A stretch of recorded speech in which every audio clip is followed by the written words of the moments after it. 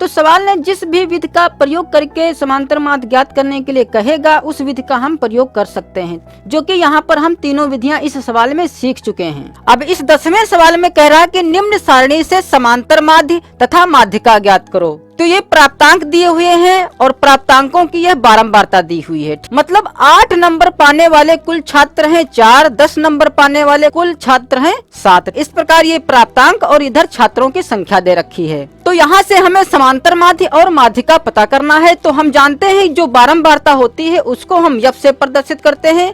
तो यह तो हो जाएगा यफ, और चूंकि यहाँ पर वर्ग अंतराल तो दिया नहीं है इसलिए यह हुआ x। तो x और f तो हमारे पास है। अब हम समांतर माध्य पता कर सकते हैं। या तो पहले तो जो यहाँ पर x है इसको छोटा कर लें, और यदि इनकी गुणा आसान लग रही है तो हम डायरेक्ट गुणा भी करा सकते हैं, और यदि गुणा इसकी कठिन लग रही है तब यहाँ से हम कल्पित माध्य a मान सकते हैं। तो चूंकि यहाँ पर संख्याएं छोटी ही है इसलिए डायरेक्ट हम गुणा करा लें f और x की। तो f और x की गुणा कराएंगे, मतलब 8 चक्कू यह हो जाएगा 32, फिर 10 सत्ती 70, 12 अट्ठी 96, 14 सत्ती 98, 16 चक्कू 64। तो f और x की मल्टीप्लाई भी हो गई। अब चूंकि हमें fx के योग की जरूरत पड़ेगी इसलिए यहाँ पर लिख दें सिग्मा fx, जो कि इसको हम जोड़ेंगे तो प्राप्त हमें कितना होगा 6 2 8 8 16, 16 4 20, हासिल 2 3 2 5 7 12, 12 9 21, 9 30 और 6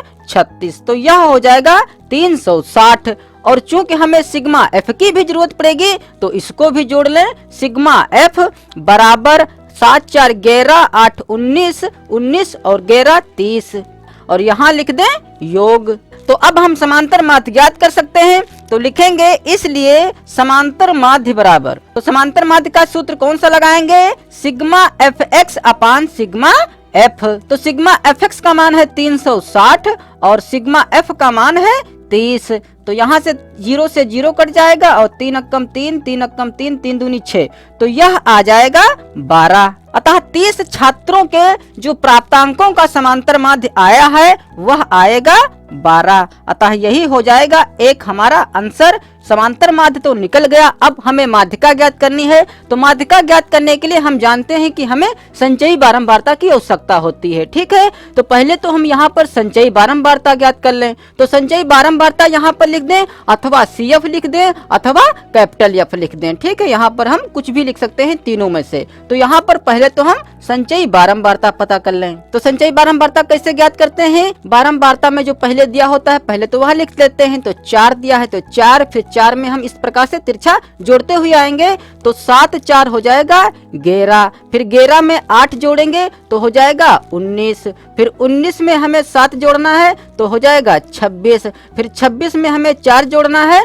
तो हो जाएगा 30, और जो कि इसका योग भी 30 आया है। अतः जो संचयी बारंबारता निकली है वह सही निकली है। अब चूंकि जो यहाँ पर n है वह 30 है, क्योंकि माध्यिका ज्ञात करने के लिए हमें n की आवश्यकता होती है। ठीक है, तो लिखेंगे चूंकि n बराबर 30 और जो कि यह एक सम संख्या है। सम विषम यहाँ पर हम इसलिए देख रहे हैं क्योंकि जो यहाँ पर प्राप्तांक दिए हैं ये वर्ग अंतराल में नहीं दिए हैं। अगर वर्ग अंतराल में दिए होते तब हम L1 L2 I small f capital F हमें देखना पड़ता है। ठीक है, और जब आंकड़े डायरेक्ट दिए होते हैं तब हमें सिर्फ सम और विषम देखना होता है कि जो n है वह सम है कि विषम। तो चूंकि यहाँ पर n सम है इसलिए हम माध्यिका का सूत्र लगाएंगे। तो माध्यिका का सूत्र क्या होता है सम के लिए, n अपान 2वां पद प्लस n अपान 2 प्लस 1वां पद और सबके बटे 2। अब इसमें मान रख दें तो n का मान है 30, तो यह हो जाएगा 30 बटे 2 वां पद प्लस 30 बटा 2 और प्लस 1 वां पद और सबके बटे 2। तो 30 बटे 2 करेंगे तो यह तो रह जाएगा 15, क्योंकि 15 दूनी 30। तो 15वां पद हमें देखना है और 15वें पद में एक पद और जोड़ना है, अर्थात हमें 16वां पद देखना है। तो 15वां और 16वां पद किस में आएगा, हम जान चुके हैं कि हमें संचयी बारंबारता देखनी होती है। तो संख्या 15 से संचयी बारंबारता में 15 से ज्यादा क्या है, 19 है। ठीक है, क्योंकि जो 15 है यह 11 और 19 के बीच में आएगा, इसलिए बड़ी वाली संचयी बारंबारता हम लेंगे जो कि है 19। तो 19 के ठीक सामने वाला हम x देखेंगे तो 19 के ठीक सामने जो x है वह है 12, ठीक है। अतः जो 15वां पद होगा वह होगा 12 और प्लस 16वां पद भी इसी में आएगा, इसलिए 16वां पद भी 12 ही होगा, तो प्लस 12 और सबके बटे में 2, तो 12 12 24 हो जाएगा और 24 का आधा करेंगे तो 12 ही रह जाएगा। अतः जो माध्यिका आएगी वह आएगी 12। तो समांतर माध्य और माध्यिका दोनों बराबर आए हैं, अतः यही दोनों हो जाएंगे हमारे आंसर।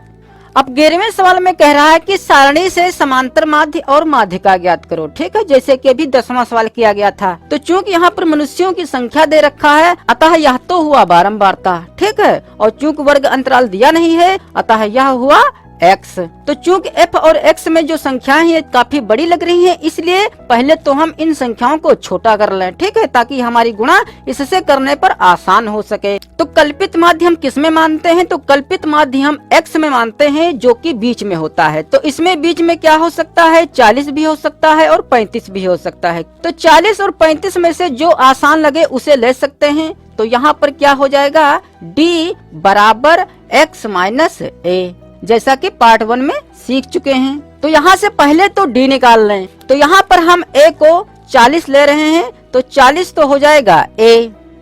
अब प्रत्येक x में से हमें यह 40 घटाना होगा। तो जब तक हम 40 के सामने नहीं आएंगे तब तक ऊपर के मान माइनस में आएंगे, क्योंकि 20 में से 40 घटाएंगे तो बचेगा 20, वो भी माइनस का। तो यहाँ पर लिखेंगे माइनस का 20। फिर 25 में से 40 घटाएंगे, अर्थात 40 में से 25 घटा लें और चिन्ह माइनस का रख दें। तो 40 में से 25 घटाएंगे बचेगा 15। फिर 30 में से 40 घटाएंगे, फिर 35 में से 40 घटाएंगे, ठीक है, अतः ये माइनस के ही आएंगे जब हम इसको घटाएंगे। तो 40 में से 30 डायरेक्ट घटा लें तो बचेगा 10, वो भी माइनस का। फिर 40 में से 35 घटा लें बचेगा 5, वो भी माइनस का। अब 40 में से हमें 40 घटाना होगा तो बचेगा 0। अब जो भी मान आएंगे वो प्लस में आएंगे। तो 45 में से 40 घटाएंगे 5 बचेगा, 50 में से 40 घटाएंगे 10 बचेगा, 55 में से 40 घटाएंगे 15 बचेगा। तो अब देखिए जो यहाँ पर यह d का मान आया है वह लगभग छोटा है। अब इसकी और इसकी गुणा कराना आसान हो जाएगा। और यदि पग विचलन लगाना चाहते हैं तो 5 यहाँ पर h हो जाएगा, तो यह 4 रह जाएगा, यह 3 रह जाएगा, यह 2 रह जाएगा, यह 1 रह जाएगा, तब तो और छोटा हो सकता है, ठीक है। बट इतना ही पड़ा रहने दें क्योंकि ये भी संख्याएं लगभग छोटी ही हैं। तो अब यहाँ पर हम क्या निकालेंगे? पहले हम f(x) की गुणा कराते, लेकिन अब हमें किसकी गुणा कराना है? f(d) की। तो चूंकि यहाँ पर d माना गया है तो d ना मानकर यहाँ पर हम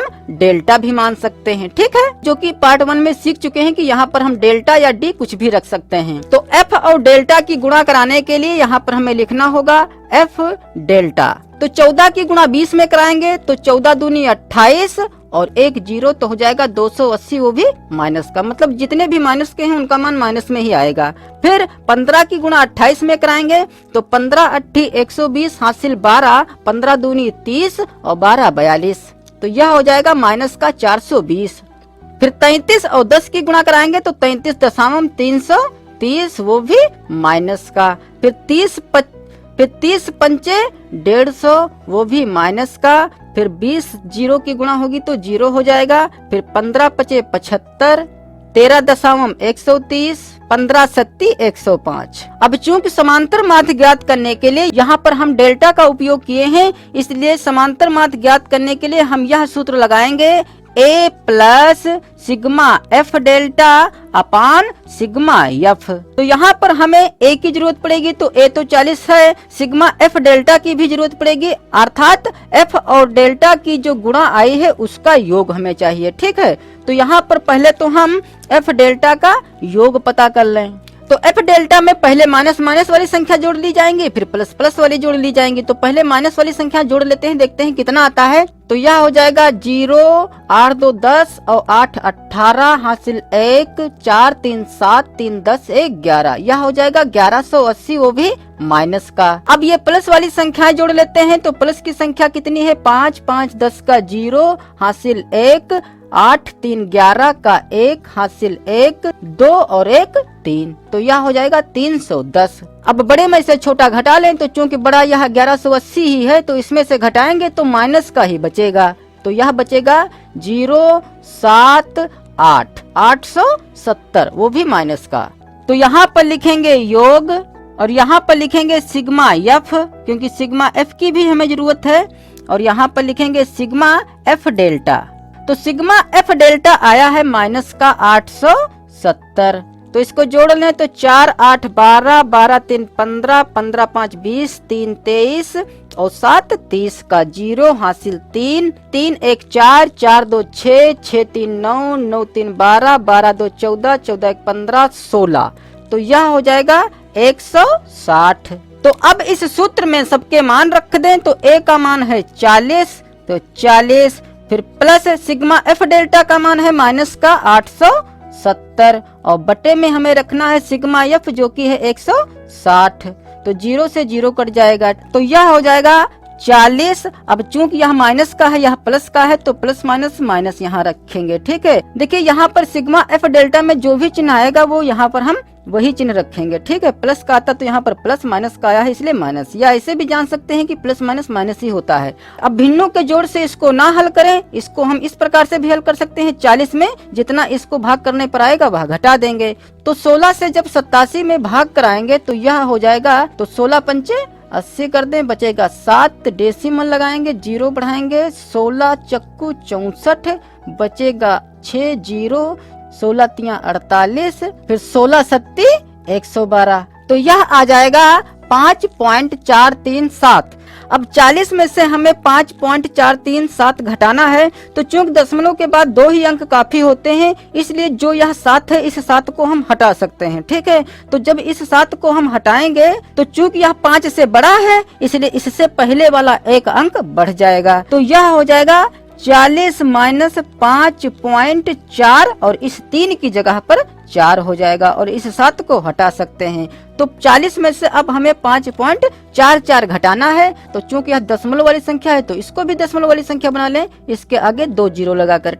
तो यह हो जाएगा 10 में से 4 जाएगा, 6 बचेगा, यहाँ पर बचेगा 5, यहाँ पर बचेगा 4, यहाँ पर बचेगा 3। तो यह हो जाएगा 34.56। तो बराबर यहाँ पर लिख दें 34.56। अब चूंकि यहाँ पर जो मनुष्यों की यहाँ पर आयु दी थी वह वर्षों में दी हुई थी, इसलिए जो इसका मात्रक आएगा वह वर्ष आएगा। अतः यही हो जाएगा समांतर माध्यिका आंसर। अब हमें ज्ञात करना है माध्यिका। तो माध्यिका ज्ञात करने के लिए हमें संचयी बारंबारता की आवश्यकता होगी। तो पहले तो हम यहाँ पर संचयी बारंबारता निकाल लें, जिसे हम CF से प्रदर्शित करते हैं। तो संचयी बारंबारता हम किससे निकालते हैं? तो संचयी बारंबारता हम बारंबारता से निकालते हैं, अर्थात जो F का पहला पद होगा वह तो ज्यों का त्यों रखेंगे, तो 14 का 14 रहेगा। अब हम इस प्रकार से तिरछा जोड़ते हुए यहाँ पर मान रखते रहेंगे। तो 14 में हमें 28 जोड़ना है, तो यह हो जाएगा 42। फिर 42 में हमें 33 जोड़ना है, तो यह हो जाएगा 5 7 75 हो जाएगा। फिर 75 में 3 जोड़ना है,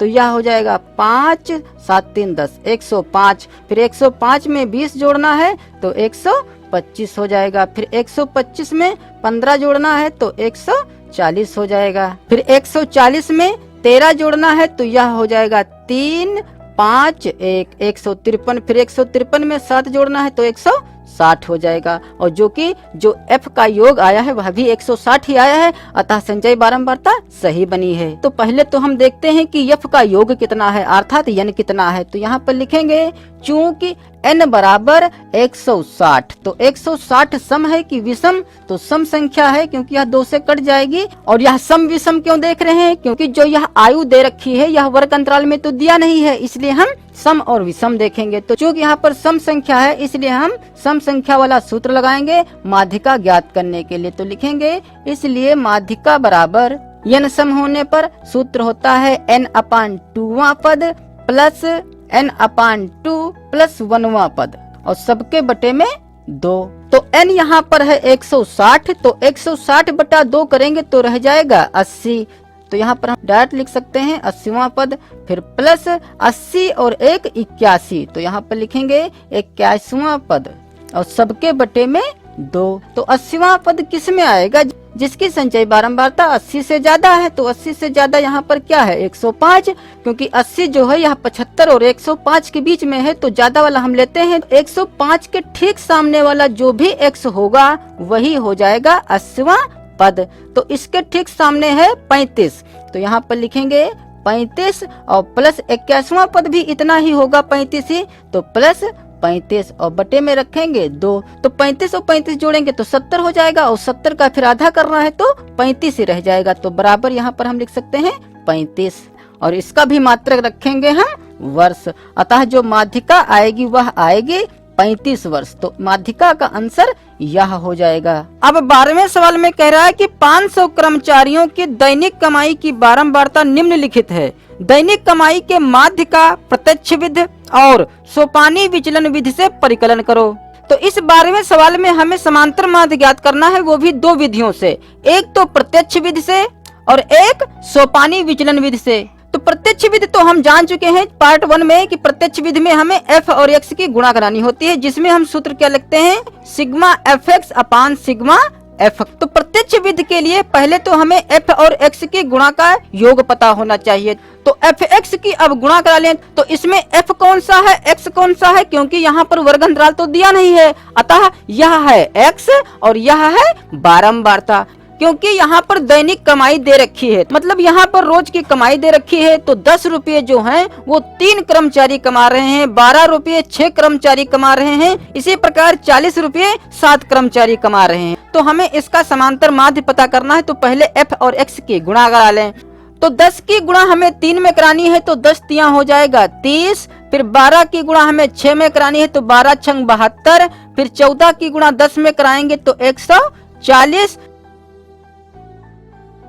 फिर 16 की गुणा 15 में कराएंगे तो यह हो जाएगा 240, फिर 18 की गुणा 24 से कराएंगे तो हो जाएगा 432, फिर 20 की गुणा 42 में कराएंगे तो यह हो जाएगा 840, फिर 22 की गुणा 75 में कराएंगे तो यह हो जाएगा 1650, फिर 24 की गुणा 90 में कराएंगे तो यह हो जाएगा 2160, फिर 26 की गुणा 79 में कराएंगे तो यह हो जाएगा 2054, फिर 28 की गुणा 55 में कराएंगे तो यह हो जाएगा 1540, फिर 30 की गुणा 36 में कराएंगे तो यह हो जाएगा 1080, फिर 32 की गुणा 26 में कराएंगे तो यह हो जाएगा 832, फिर 34 की गुणा 19 में कराएंगे तो यह हो जाएगा 646, फिर 36 की गुणा 13 में कराएंगे तो यह हो जाएगा 468, फिर 38 की गुणा 9 में कराएंगे तो यह हो जाएगा 342, फिर 40 की गुणा 7 में कराएंगे तो 7 चक्कू 28, 280। तो जब हम 30, 72, 140, 240, 432, 840 तो इसको जब जोड़ेंगे तो यह आएगा 12,806।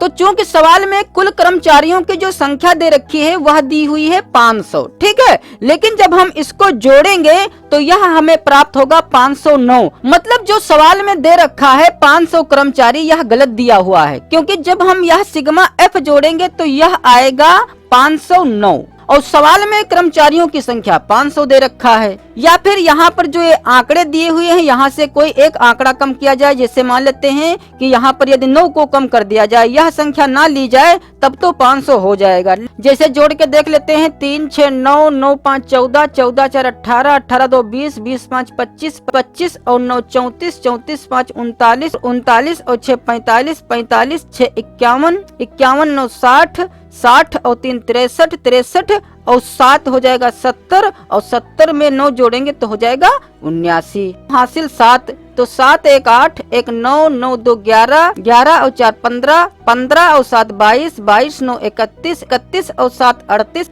38 और 5 43, 43 और 3 46, 46 और 2 48, 48 2 50, तो यह हो जाएगा 509। तो जो सिग्मा f है वह हम 500 नहीं रखेंगे, 509 रखेंगे। तो नंबर 1 डालेंगे और लिखेंगे प्रत्यक्ष विधि से समांतर माध्य बराबर, सूत्र लगाएंगे सिग्मा fx अपान सिग्मा f। अब इसमें मान रख दें तो बराबर सिग्मा fx का मान है 12,806, तो 12,806 और बटे में सिग्मा f रखेंगे जो कि है 509। तो अब 509 से हम भाग कराएंगे 12,806 में, अतः जो समांतर माध्य आएगा प्रत्यक्ष विधि से वह आएगा 25.15 और जबकि इसका आंसर जो दिया हुआ है वह दिया है 25.14। अतः गुणा भाग यदि सही की गई है तो हमारा आंसर यही हो जाएगा। अभी देखेंगे जब सोपानी विचलन से इसका मान ज्ञात करेंगे तब देखते हैं कितना आता है। यदि सोपानी विधि से भी इतना ही आया तब हमारा आंसर बिल्कुल करेक्ट हो जाएगा। ठीक है, तो अब इसे यहाँ से हटा दें और यहाँ पर हम सोपानी विचलन द्वारा समांतर माध्य ज्ञात करेंगे। ठीक है, तो यहाँ पर पहले इसका मान नोट कर लें जो कि आया है 25.15। ठीक है, तो पार्ट 1 में सीख चुके हैं सोपानी विचलन। तो सोपानी विचलन के लिए हमें चाहिए ए का मान। तो ए किस में मानते हैं? तो ए मानते हैं हम एक्स में। तो एक्स यहाँ पर यह है और इसी में हमें ए मानना होगा। तो ए हम बीच वाली संख्या को मानते हैं। तो 1 2 3 4 5 6 7 8 9 10 11 12 13 14 15 16 है कुल पद। ठीक है, तो बीच में देखिए 24 26 28, इनमें से हम कोई भी एक संख्या ले सकते हैं। तो चलिए यहाँ पर हम 26 ले रहे हैं। तो कल्पित माध्य ए को मान लिया गया 26। अब यही कल्पित माध्य जो ए है यह प्रत्येक एक्स में से हमें घटाना होगा। तो जब घटाएंगे तो हमें क्या प्राप्त होगा? तब हमें प्राप्त होगा डेल्टा। तो डेल्टा बराबर यहाँ पर लिख सकते हैं x माइनस ए। यहाँ पर लिख भी सकते हैं कि माना कल्पित माध्य a बराबर 26। 10 में से अगर हम 26 घटाएंगे तो माइनस का ही बचेगा, जो कि बचेगा माइनस का 16। फिर 12 में से 26 घटाएंगे या 26 में से 12 घटा लें, ठीक है, तब बचेगा कितना? 14, वो भी माइनस का। तो चूंकि यहाँ पर सिर्फ 2-2 का डिफरेंस है इसलिए हम यहाँ पर 2-2 कम करते हुए यहाँ तक आते रहें। तो 14 में जब 2 कम करेंगे तो बचेगा 12, वो भी माइनस का। फिर माइनस का 10 रह जाएगा, फिर माइनस का 8, फिर माइनस का 6, फिर माइनस का 4, फिर माइनस का 2 और फिर लास्ट में बचेगा 0, क्योंकि 26 में से 26 घटाएंगे 0 बचेगा। ठीक है, जिस प्रकार से ऊपर से कम करते हुए आए हैं इसी प्रकार अब नीचे बढ़ाते हुए जाएंगे, क्योंकि हमें 28 में से 26 घटाना है। तो 28 में से 26 घटाएंगे 2 बचेगा, फिर 30 में से 26 घटाएंगे तो 4 बचेगा। मतलब नीचे 2-2 बढ़ाते हुए चल सकते हैं। तो 2 में 2 जोड़ेंगे 4 हो जाएगा, फिर 4 में 2 जोड़ेंगे 6, फिर 6 में 2 जोड़ेंगे 8, फिर 8 में 2 जोड़ेंगे 10, फिर 10 में 2 जोड़ेंगे 12, फिर 12 में 2 जोड़ेंगे 14 हो जाएगा। तो यह तो निकल आया डेल्टा। तो सोपानी विधि के लिए हमें एफ डेल्टा की गुणा की आवश्यकता होगी। तो एफ डेल्टा की गुणा यहाँ पर करा लें। तो अभी एफ और एक्स की गुणा कराई गई थी, अब एफ और डेल्टा की हमें गुणा करानी है। ठीक है, तो अब 3 की गुणा हमें 16 में करानी है। तो यह हो जाएगा 16 तिया 48, वो भी माइनस का, क्योंकि ये माइनस की है संख्याएं तो माइनस के ही इनके मान आएंगे। ठीक है, फिर 14 छंग 84, फिर 12.120 वो भी माइनस का, फिर 15.150 वो भी माइनस का, फिर 24 अट्ठी 192 वो भी माइनस का, फिर 42 छक्का 252, फिर 75 चक्कू 4 पंचे 20 हासिल 2 4 सत्ती 28 2 30 300 हो जाएगा, वो भी माइनस का। फिर 90 दूनी 9 दूनी 18 180 माइनस का। फिर 79 की गुणा 0 से कराएंगे 0 हो जाएगा। फिर 55 दूनी 110, अब ये प्लस के आएंगे क्योंकि ये संख्याएं सारी प्लस की हैं। फिर 36 चक्कू 4 छंग 24 हासिल 2 4 तियां 12 2 14 144। फिर 26 और 6 की गुणा कराएंगे तो 6 छक 36 हासिल 3 6 दूनी 12 3 15 156 हो जाएगा। फिर 19 अट्ठी 152, फिर 13.130, फिर 12 निमा 108, 14 सत्ती 98। तो यहाँ पर लिखेंगे दूसरा नंबर सोपानी विचलन से समांतर माध्य। तो सोपानी विचलन का मतलब हमें कौन सी विधि यूज करना है? लघु विधि। तो लघु विधि का सूत्र क्या होता है? A plus sigma F delta upon sigma F. तो जो यहाँ पर ए है तो ए का मान यहाँ पर कितना लिया गया है? 26, तो 26 फिर प्लस सिग्मा एफ डेल्टा, मतलब हमें एफ डेल्टा के योग की जरूरत है। तो पहले तो हम एफ डेल्टा पता कर लें। तो पहले ये माइनस वाली संख्याएं जोड़ लें, फिर प्लस वाली संख्याएं जोड़ लें। तो माइनस वाली संख्याओं को जोड़ेंगे तो कितना हो जाएगा? 8 4 12 12 2 14 2 16 16 का 6 हासिल 1 लग जाएगी 5 और 8 13 13 2 15 5 20 20 9 29 29 5 34 34 और 8 42। तो 42 का 2 हासिल 4, तो 4 1 5 5 1 6 6 1 7 7 2 9 9 3 12 12 1 13। तो 1326 हो जाएगा, वो भी माइनस का। अब प्लस वाली संख्याएं भी जोड़ लें तो यह हो जाएगा 6 4 10 10 2 12 12 और 8 20 20 और 8 28 हासिल 2, तो 3 4 7 7 5 12 12 5 17 3 20 20 9 29 हासिल 2 3 3 1 4 4 1 5 6 7 8। तो तो यह हो जाएगा 898। तो चूंकि माइनस वाली संख्या बड़ी है इसलिए इसको घटाने पर माइनस ही प्राप्त होगा। ठीक है, तो घटा लें तो 16 में से 8 जाएगा 8 बचेगा, 11 में से 9 जाएगा 2 बचेगा, 12 में से 8 जाएगा 4 बचेगा। तो इसका जो योग आएगा वह आएगा माइनस का 428। तो इस सिग्मा एफ डेल्टा की जगह पर लिखेंगे माइनस का 428 और बटे में सिग्मा एफ। तो सिग्मा एफ कितना है 509, तो यहाँ पर 509 लिखेंगे। अब चूंकि यहाँ पर माइनस आ गया है और हम जान चुके हैं कि प्लस माइनस सीधे माइनस ही यहाँ पर रखेंगे, तो माइनस अब 428 में हम भाग करा लें 509 से,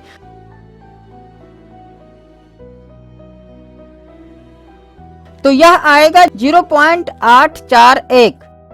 अब 26 में से हम यह संख्या घटा लें 0.841। तो चूंकि यह दशमलव वाली संख्या है तो इसको भी दशमलव वाली संख्या बना लें। अब घटा लें तो बचेगा 9, यहाँ पर बचेगा 5, यहाँ पर बचेगा 1, यहाँ पर 5 और 2।